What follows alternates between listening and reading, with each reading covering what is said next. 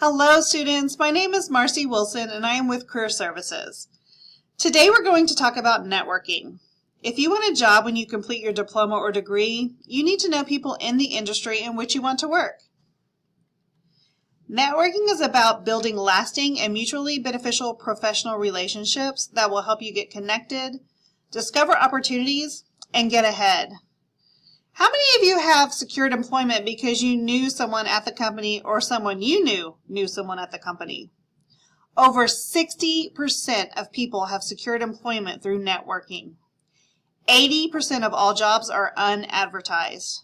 Employers prefer to hire people they know within their own personal networks. Networking helps you gain access to those unadvertised positions. Networking does not just happen when you are looking for work either. Professionals continue to network throughout their career to build new networks, create new opportunities, and develop their careers. Think about who is in your network already. Your relatives and friends. They may not work in your field, but they may know someone who does. They can network for you. How about the people you interact with regularly? At your place of worship, your gym, your salon, sporting events, volunteer organizations, your children's extracurricular activities, and so forth. How about your instructors? They stay current in the field and maintain industry contacts. They can also offer advice and connections after graduation. What about the alumni of your school? Alumni can be connections for job leads or advice. They can also be a hiring manager. And how about your coworkers? They are great connections within your current company. Also, community members. Join professional or social groups that share common interests. These groups can produce job leads or networking opportunities. When meeting new people, whether it be at the grocery store or at a career fair, we need to have our career networking message ready. Your career networking message is a 20 to 30 second self-introduction of who you are professionally. There are certain elements that should be a part of your conversations with people you're meeting for the first time. The message here on the screen is a great outline to start from. It states who you are, what you're doing, the experience you have, and what you want to do. Then closes with asking for the connection. Your message needs to be memorable.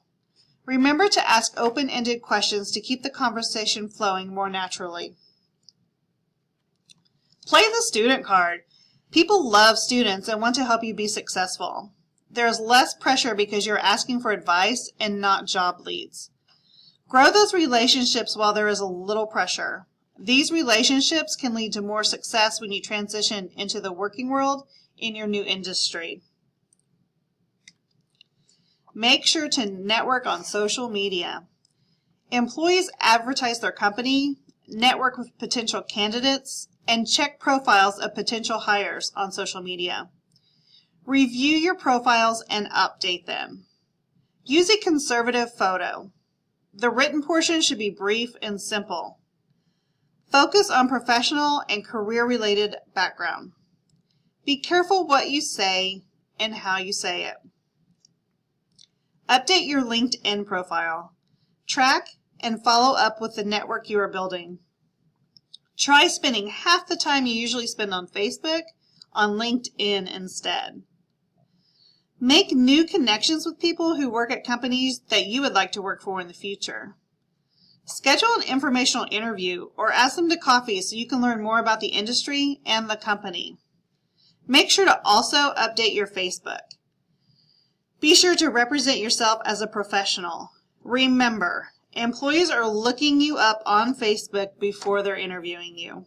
You want to like employers' pages and stay current with what they are discussing.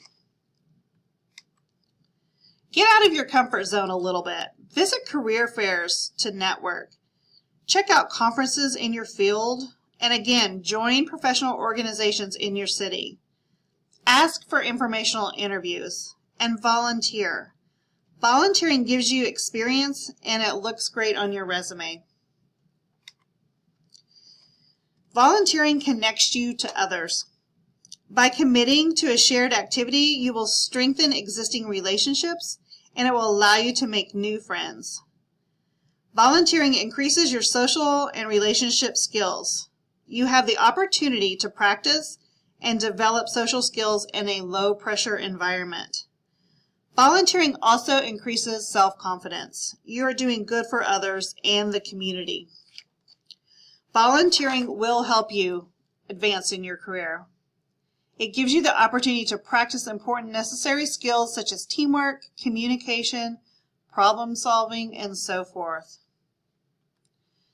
Follow up. Following up is just as important as making the connection. Send a quick message through email or LinkedIn, call or send them a thank you note, schedule another one-on-one conversation, and make a list of contacts and follow up with them over the next week. This is a great quote here. You don't have to know everything as long as you know people who know the things you don't. Lastly, don't forget to connect with your career service representative. Here's a list of all of our emails and names. Thank you so much for your time today, and please let us know if you have any questions. We're here for you and we're happy to help.